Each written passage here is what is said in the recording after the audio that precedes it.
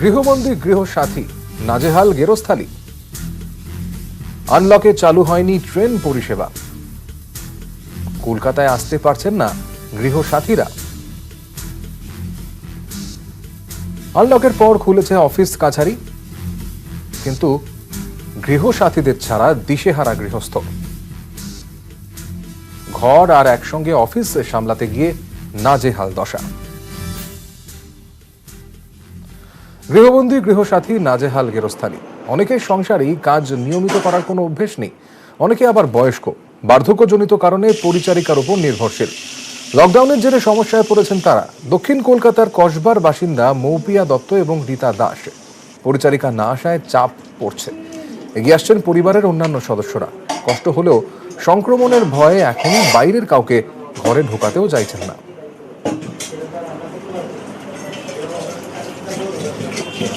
যবে থেকে লকডাউন শুরু হয়েছে, জনতা কারফিউ যবে থেকে শুরু হয়েছে তবে থেকেই কাজের লোক নেই। খুবই অসুবিধা হচ্ছে। আমাদের তো সেই অভ্যেস নেই। আমাদের অভ্যেস হচ্ছে যে কাজের লোক এসে কিছুটা হেল্প করে দেবে, অনেকটাই হেল্প করে দেয়। এখন একটানা এতদিন, এক আধ দিন তারা ছুটি নেয়, আমরা করে নিই, সেটা ঠিক আছে, কিন্তু একটানা এতদিন খুব সমস্যা হচ্ছে। কবে আসবার থেকে বড় কথা হচ্ছে আমি তাদের কবে অ্যালাউ করব, সেটাই হচ্ছে বড় কথা। কারণ যতদিন না এটা একটুখানি কমছে ততদিন তো আমরা অ্যালাউ করতেও ভরসা পাচ্ছি না। ভীষণভাবে অসুবিধা হচ্ছে। সব কাজ নিজেকে করতে হচ্ছে। আমাদের তো বয়স হয়েছে, সুতরাং সবটা অসুবিধা খুবই হচ্ছে। অ্যালাউ করছি না সাধারণত, যতই হোক বস্তি এরিয়া, ডেন্সলি পপুলেটেড, সুতরাং ওরও সিকিউরিটির দিকে দেখতে হবে, আমাদেরও সিকিউরিটির দিকে দেখতে হবে। সেই জন্য আমরা অ্যালাউ করছি না আপাতত। আমার সাথে এমনই দুজন হাউসওয়াইফ আছেন, একটুখানি জানার চেষ্টা করব যে কতটা প্রবলেম হচ্ছে, কি কি প্রবলেম ফেস করছেন, কি বলবেন। আমাদের বয়স হয়েছে, সেই জন্য অনভ্যস্ত হয়ে গেছিলাম এতদিন, কিন্তু এরা না আসাতে আমাদের ভীষণভাবে অসুবিধা হচ্ছে। সমস্ত কাজ করতে হচ্ছে, কিন্তু কি করা যাবে এখনকার যা পরিস্থিতি। না আসলে অসুবিধা ঠিকই, কিন্তু আমাদের দিকেই সেফটি এবং ওদের দিকেই সেফটির জন্য আমাদের এইসব করতে হচ্ছে। দেখা যাক কি করা যায় এখন আপাতত। এই যারা পরিচারিকারা যারা এখানে আপনাদের বাড়িতে কাজ করতেন, তারা সকলেই তো এর উপর ডিপেন্ডেন্ট ছিলেন, তো তার জন্য কি আপনারা রেগুলার কথাবার্তা বলছেন তাদের সাথে, তাদের বেতন দিচ্ছেন, কি বলবেন? হ্যাঁ, নিশ্চয়ই। তাদের তো না দিলে চলবে না। তারা তো এর উপর ভরসা করেই তাদের সংসারটাও চলে। সুতরাং আমরা সবেতন তাদের ছুটি দিয়েছি, বাধ্য হয়েছি দিতে।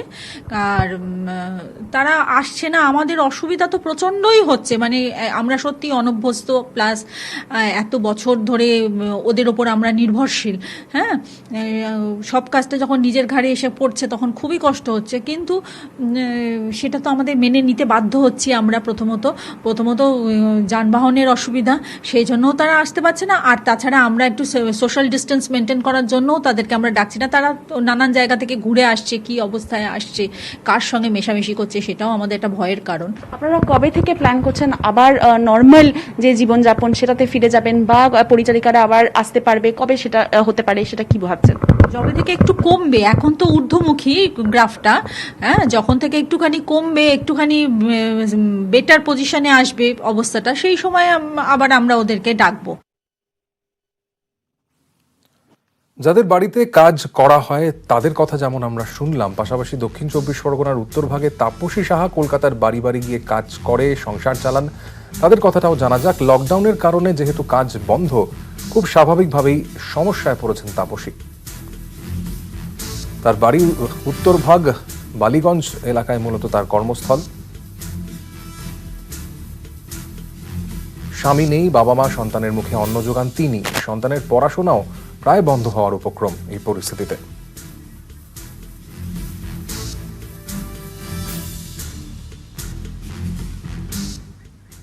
লকডাউনের সময় আপনার থেকে খুব একটা সুবিধা নেই, ভালো নেই। কেননা একেবারে তো বসতে রয়েছি না, বেরোতে পারছি না।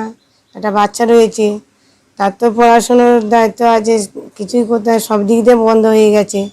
সংসার তো পুরো অচলিত হয়ে গেছে। যেহেতু আমার মানে খেটে দেওয়ার কেউ নেই, আমি একা। যেহেতু আমার স্বামী নেই, বাবা মার কাছে থাকি, তো যা করতাম আমি করতাম খেটে খুঁটে।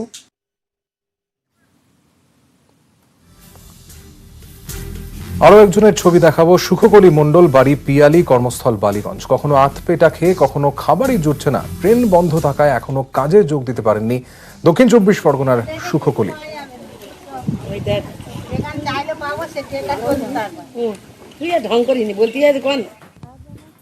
হ্যাঁ, যবে থেকে ট্রেন বন্ধ হয়েছে সেদিন থেকেই বন্ধ।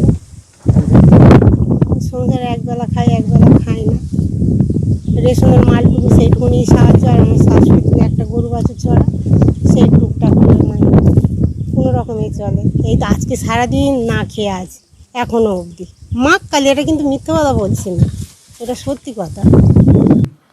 ট্রেন পরিষেবা চালু না হওয়ার জন্যই কিন্তু কলকাতার বহু বাড়িতে পরিচারিকা কাজে আসতে পারছেন না। নাজেহাল হয়ে রয়েছে গেরস্থালী।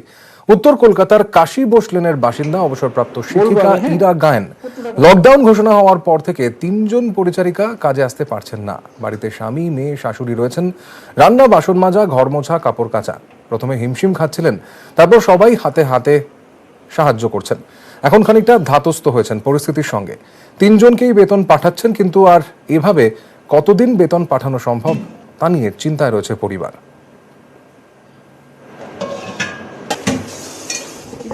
প্রথমেই বলি যে এখন তো খুবই চাপ যাচ্ছে। হ্যাঁ, চাপ যাচ্ছে, কিন্তু আনন্দেই আছি। তার কারণ বাড়ির সবার মধ্যে একটা মানে বোধহয় ফ্যামিলি বন্ডিংটা অনেক বেশি পোক্ত হয়েছে। কারণ আগে তো একটা আমাদের অলিখিত নিয়ম ছিলই, ছেলেরা কাজ করবে না, বাড়ির মেয়েরা ঘরে বাইরে দুদিকেই করবে। এখন সবাই করছে। আমার স্বামীও ঘর ঝাঁট দেওয়া, মোছা, কাপড় কাচা, বাসন মাজা সবই করছেন। হাতে হাতে সবাই সব কিছু করছে। কাজে খুব যে একটা অসুবিধে হচ্ছে তা না। ও, আমাদের আরো একটা লোক ছিল, মাসে 2 দিন এসে ছাদ ঝাঁট দিত। আমার স্বামী এবং আমি মিলে সেটাও করছি। অর্থাৎ মানে কার্যত যে জুতো সেলাই থেকে চণ্ডীপাঠ বলে সবটাই শিখে গেছে। সবটাই শিখে গেছেন সবাই।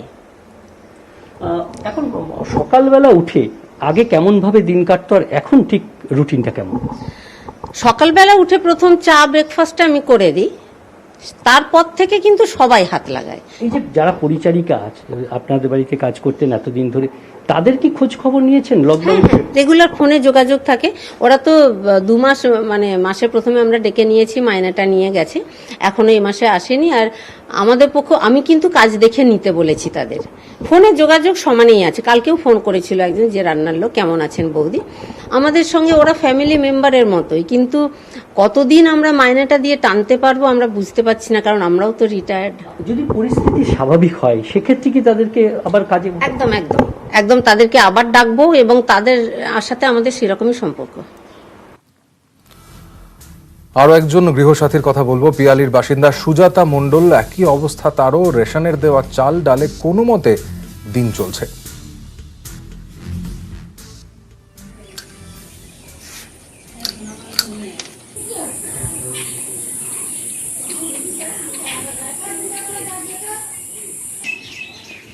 এখন লকডাউন পড়ে গেছে, যেতে পারছি না, গাড়ি ঘোড়া আর গেলেও আমাদের রাখছে না এখন কাজে। না রাখার পরে এখন আমাদের এই মেয়ের বাবা এসব পাড়ায় কাজ করে, সেভাবে টুকটুক করে সংসার চলে, এই আর কি। টাকা পয়সা এক বাড়িতে পাঠাচ্ছে আর 4টা বাড়িতে পাঠাচ্ছে না। ঠাকুরনগরের রঞ্জিতা মল্লিক। কলকাতায় তিনি পরিচারিকার কাজ করেন। এখন পাড়া প্রতিবেশীদের দয়ায় দিন চলছে। দুবেলা ঠিক মতন খাওয়াও জুটছে না তার পরিবারের। তার আয়ের উপরই নির্ভরশীল ছিল পরিবার। লকডাউনে কাজ বন্ধ, তাই অথই জলে পড়েছেন। ওই চলছে, রেশন টেশন পাচ্ছি, পাড়ার থেকে সাহায্য করেছিল, তেল টেল দিয়েছিল, তাই এইভাবেই চলছে। আজকে তোমার একটা বাজারের পয়সা নেই, এইভাবেই চলছে। যে খবরের দিকে চোখ রাখবো, সোপিয়ানে ফের সেনা জঙ্গি সংঘর্ষে নিহত 5 জঙ্গি। সোপিয়ানে রাতভর চলে সংঘর্ষ। গত 4 দিনে 3 বার এনকাউন্টার হয় সোপিয়ানে। এ নিয়ে সংঘর্ষে 17 জন জঙ্গির মৃত্যু হলো। গত 4 দিনে 3 বার চলেছে এনকাউন্টার। ফের সেনা জঙ্গি সংঘর্ষ সোপিয়ানে। রাতভর চলে সংঘর্ষ। এই নিয়ে সংঘর্ষে 17 জন জঙ্গির মৃত্যু হলো।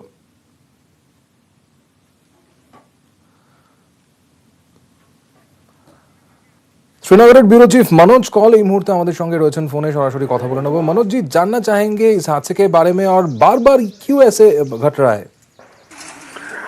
देखिए संवाददाता, ये आज सुबह एक इन्फॉर्मेशन मिली थी, इनफैक्ट कल देर रात इन्फॉर्मेशन मिली थी कि कुछ मिलिटेंट छुपे हुए हैं शोपियान के इस गांव में, जिसके बाद कॉर्डन ऑफ किया गया और 5 जो मिलिटेंट्स हैं, हमारी जो रिपोर्ट्स हैं, 5 मिलिटेंट मारे जाने की खबर है अभी तक।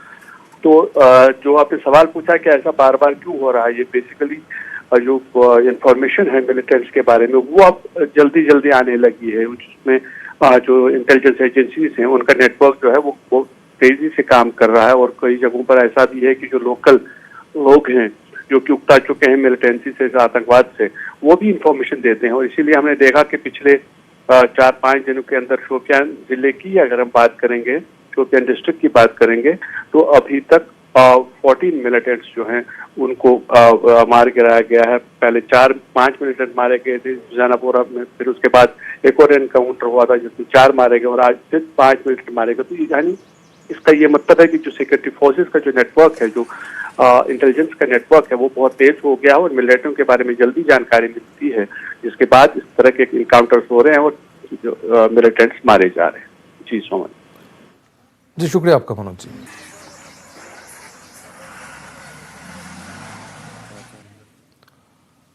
রাজধানীর রাজপথে গণপিটুনি, বাইক আরোহীকে পেটালো 2 যুবক। 6 জুনের ঘটনায় চাঞ্চল্য, সিসি ক্যামেরায় ধরা পড়ে গণপিটুনির ছবি।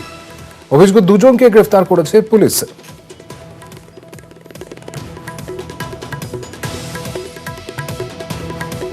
রাজধানীর রাজপথে গণপিটুনির ঘটনা, বাইক আরোহী দুজনকে পেটালো 2 যুবক। 6 জুনের ঘটনায় চাঞ্চল্য, সিসি ক্যামেরায় ধরা পড়ে এই গণপিটুনির ছবি। সেই সিসি ক্যামেরার ছবি আপনারা দেখতে পাচ্ছেন। এক বাইক আরোহীকে ধরে দুজন মিলে বেদম প্রহার করে একেবারে রাস্তার মধ্যেই।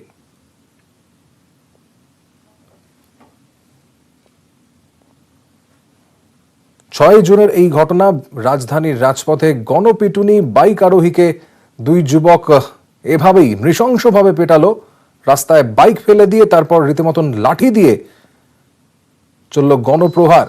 সিসি ক্যামেরায় ধরা পড়ে এই গণপিটুনির ছবি। পরে যদিও 2 অভিযুক্তকে গ্রেফতার করেছে পুলিশ। আরো একটি ছবি আপনাদের দেখাবো এবং সেখানে দেখতে পাচ্ছেন যে কিভাবে নৃশংসভাবে এই মারধর চলে একেবারে খোদ রাজধানীর বুকে। 6 জুনের ঘটনা এটি। বাইক থেকে টেনে নামিয়ে বাইক রাস্তায় ফেলে দিয়ে তারপর লাঠি দিয়ে চলে বেদম মারধর। সিসি ক্যামেরার পাশাপাশি ওই অঞ্চলে যারা ছিলেন তারাও কয়েকজন ভিডিও ফুটেজ সংগ্রহ করেছেন এবং সেই ছবি আপনারা দেখতে পাচ্ছেন। একেবারে নৃশংস ছবি, নির্বিচারে প্রায় বিনা বাধায় কিন্তু লাঠি দিয়ে এইভাবেই মার। দুজনকে ইতিমধ্যেই গ্রেফতার করেছে দিল্লি পুলিশ।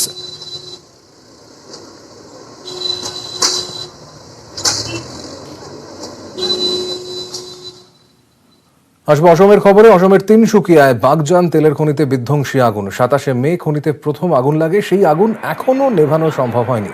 গতকাল ফের সেখানে বিস্ফোরণ হয়। গ্যাস পাইপলাইনের ফাটল হওয়ায় বিপদ বাড়ে। 1 কিলোমিটার এলাকার প্রায় 600 পরিবারকে নিরাপদে সরিয়ে নিয়ে যাওয়া হয়েছে। পরিস্থিতি মোকাবিলায় কেন্দ্রের সাহায্য চান অসমের মুখ্যমন্ত্রী। প্রয়োজনে বায়ুসেনারও সাহায্য নেওয়া হতে পারে। সোমবার সিঙ্গাপুরের ইঞ্জিনিয়াররা ঘটনাস্থলে যান, কথা বলেন ওএনজিসির কর্তাদের সঙ্গেও।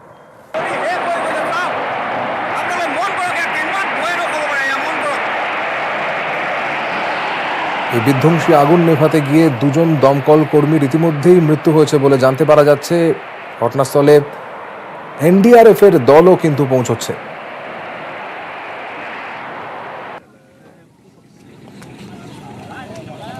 প্রায় 12 দিনের কাছাকাছি হয়ে গেল, এখনো পর্যন্ত কিন্তু এই আগুন নিয়ন্ত্রণে আনা সম্ভব হয়নি। অসমের তিনসুকিয়ার ঘটনা, গ্যাস পাইপলাইনে এবার ফাটল তৈরি হয়েছে এবং তার জেরে বিস্ফোরণ।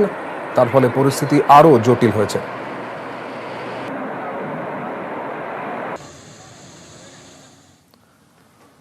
শহরের খবরে চোখ রাখবো। শেক্সপিয়ার সরণিতে দোতলা বাড়িতে আগুন। ঘটনাস্থলে দমকলের 4টি ইঞ্জিন। ধোঁয়ায় অসুস্থ হয়ে পড়েছেন বাড়ির 2 বাসিন্দা। সুশোভন ভট্টাচার্য আমাদের প্রতিনিধি এই মুহূর্তে রয়েছেন ফোনে। সুশোভন, কি জানা যাচ্ছে, আগুন কিভাবে লাগলো এবং এখন কি আগুন নিয়ন্ত্রণে আনা সম্ভব হয়েছে? আগুন ইতিমধ্যে নিয়ন্ত্রণ আনা সম্ভব হয়েছে। শেক্সপিয়ার সরণি একটি অভিজাত ক্লাবের স্টাফ কোয়ার্টারে আগুন লাগে। ঘটনাস্থলে দমকলে 4টি ইঞ্জিন থাকলেও আগুন নিয়ন্ত্রণ আনা সম্ভব হয়েছে। 2 জন ভেতরে ছিল এবং তারপরে আতঙ্কিত হয়ে পড়ে। সঙ্গে সঙ্গে দমকল কর্মীরা তাদের সেখান থেকে রেস্কিউ করে অন্যত্র নিয়ে গেছে। এখনো পর্যন্ত জানা যাচ্ছে মূলত শর্ট সার্কিট থেকে আগুন লেগেছে। ধন্যবাদ সুশোভন। শেক্সপিয়ার সরণিতে দোতলা বাড়িতে আগুন, ইন্টারন্যাশনাল ক্লাবের স্টাফ কোয়ার্টার বলে জানতে পারা যাচ্ছে। ঘটনার খবর পাওয়ার পরেই ঘটনাস্থলে দমকলের 4টি ইঞ্জিন চলে যায়। ধোঁয়ায় অসুস্থ হয়ে পড়েন বাড়ির 2 বাসিন্দা। তবে আগুন এই মুহূর্তে সম্পূর্ণ নিয়ন্ত্রণে আনা সম্ভব হয়েছে। শর্ট সার্কিট থেকেই আগুন লাগে বলে প্রাথমিক অনুমান দমকলের।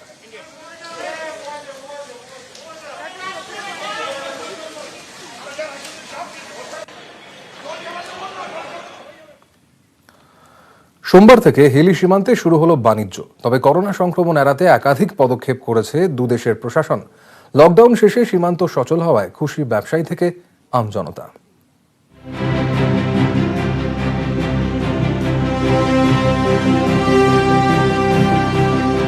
26শে মার্চ থেকে 7ই জুন টানা 75 দিন দক্ষিণ দিনাজপুরের আন্তর্জাতিক ভারত বাংলাদেশ হিলি স্থলবন্দরে বন্ধ ছিল আমদানি রপ্তানি। সোমবার থেকে ফের পুরনো ছন্দে হিলি সীমান্ত। সোমবার সকাল 11টা থেকে দুদেশের মধ্যে পণ্যবাহী ট্রাক চলাচল শুরু হয়। সোম ও মঙ্গলবার মিলিয়ে ভারত থেকে বাংলাদেশে 80টি ট্রাক পৌঁছেছে। ওপার বাংলা থেকে ভারতে এসেছে 15টি ট্রাক। ব্যবসা থেকে রাজস্ব আদায় সব মিলিয়ে লকডাউনের মধ্যে হিলি সীমান্তে কমপক্ষে 12 কোটি টাকার ক্ষতি হয়েছে। তবে বাণিজ্য শুরু হলেও করোনা সংক্রমণ এড়াতে সতর্ক দুদেশ। ট্রাক নিয়ে যাতায়াতের সময় চালক ও খালাসিদের মাস্ক, গ্লাভস ব্যবহার বাধ্যতামূলক। নিয়মিত তাদের থার্মাল স্ক্রিনিং হচ্ছে। সীমান্তে জীবাণুনাশক টানেলের ব্যবস্থা করা হয়েছে। ট্রাকগুলিতেও জীবাণুনাশক স্প্রে করা হচ্ছে। এভাবে তো আমাদের চলা সম্ভব না। সরকারি যে বিধিনিষেধ আছে সেইটা আমরা মেনে আমরা এই বাণিজ্য করতে আমরা সবসময় রাখি। দীর্ঘ লকডাউনের জেরে বন্ধ ছিল ব্যবসা বাণিজ্য।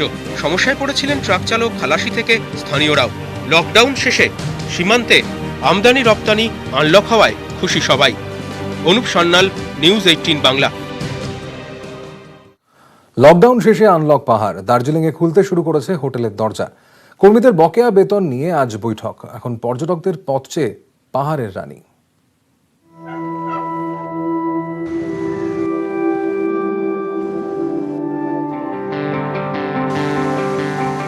লকডাউনের ধুলো ঝেড়ে মঙ্গলবার থেকে খুলতে শুরু করেছে দার্জিলিংয়ের হোটেল। দার্জিলিংয়ে কমপক্ষে 350 হোটেল রয়েছে। তার সঙ্গে প্রত্যক্ষভাবে জড়িয়ে রয়েছেন প্রায় 10,000 কর্মী। পরোক্ষভাবে পর্যটনের ওপরই গোটা পাহাড় নির্ভরশীল। লকডাউনে প্রায় 2.5 মাস পর্যটকদের আসা যাওয়া বন্ধ। কবে পর্যটকদের পা পড়বে পাহাড়ে তাও জানা নেই। তাই লোকসান ঠেকাতে 1 জুলাই থেকে পাহাড়ের সব হোটেল বন্ধ রাখার সিদ্ধান্ত নিয়েছিল দার্জিলিং হোটেল ওনার্স অ্যাসোসিয়েশন। 65% কেটে বেতন দেওয়ারও সিদ্ধান্ত নেয় মালিকপক্ষ। এরপরেই জিটিএ প্রশাসনের হস্তক্ষেপ। সোমবার লালকুঠিতে বৈঠকের পর মঙ্গলবার থেকে ধাপে ধাপে হোটেল খোলার সিদ্ধান্ত। বকেয়া বেতন মেটানোর জন্য তৈরি হয়েছে কমিটি। হোটেল সব খোলাই থাকবে পাহাড়ে। লকডাউন পিরিয়ডের জন্য যে ওয়েজেসগুলি দেওয়া হয়নি, ওই ওয়েজেসগুলি কি করে দেওয়া হবে আর একটা কোন পার্সেন্টেজে দেওয়া হবে। মরশুমে ফাঁকা পাহাড়, ফাঁকা মল, বাতাসিয়া লুপ, বটানিক্যাল গার্ডেন, চিড়িয়াখানা, পাহাড়ের পর্যটন কেন্দ্রগুলো আজ বড্ড একা। তাও পর্যটকদের পথ চেয়ে সেজে উঠছে হোটেলগুলি। होटल में सैनिटाइज जो रूम सफाई किया हुए है वो भी साफ है। अभी स्टाफ थोड़ा 1/4 स्टाफ को बुला रहे हैं हम लोग। अभी बुकिंग नहीं है। अभी टूरिस्ट का क्राउड पीरियड जो जनरली सीजन टाइम है, लेकिन कोई भी बुकिंग भी नहीं है। गेस्ट कहीं से इंक्वायरी भी नहीं है अभी। পর্যটন ও চা শিল্পই পাহাড়ে অর্থনীতির ভিত। তাই পাহাড়কে সচল করতে উদ্যোগী প্রশাসনও। আস্তে আস্তে পাহাড়ও ছন্দে ফির সমস্ত রকম যে মেডিকেল প্রোটোকল, স্বাস্থ্যবিধি সব কিছু মেনে ধীরে ধীরে মানুষের জীবন ও জীবিকার পথেও ফিরতে হবে। পর্যটকদের নিয়ে বেঁচে থাকে শৈল শহর। করোনা আতঙ্ক কাটিয়ে তাই ঘুরে দাঁড়ানোর পথ খুঁজছে পাহাড়ের রানী। পার্থপ্রতিম সরকার, প্রণব ছেত্রী, নিউজ 18 বাংলা। বাড়িতে খেতে হলে রোজ দিতে হবে 40 টাকা। ছেলে বৌমার ফরমান। আঘাত পেলেও মেনে নেন। বৃদ্ধ গঙ্গাধর সামন্ত হকারি করে 40 টাকা দিয়েও দিতেন। কিন্তু লকডাউনে হকারি আর নেই। এখন বৃদ্ধের ঠাঁই পূর্ব মেদিনীপুরের মহিষাদল রাজবাড়ির ভাঙাচোরা দালানে ৮০ বছরে এসে আতপেটা দেখে দিন কাটছে।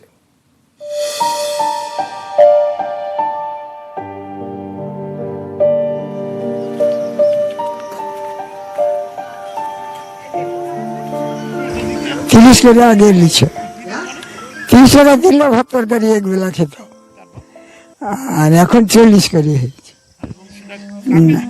ও বউ বেটা সবাই নেয়।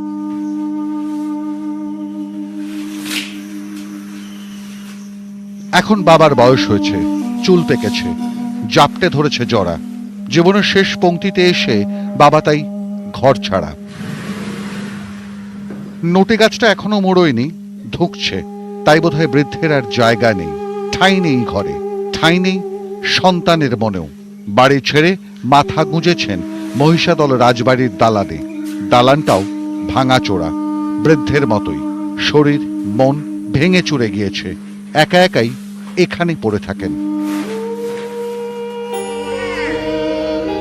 হকারি করতেন, ভাঙা ঘর আলো করে সন্তানদের জন্ম হয়। হাতে খড়ি থোড়বড়ি জীবন কেটে যাচ্ছিল।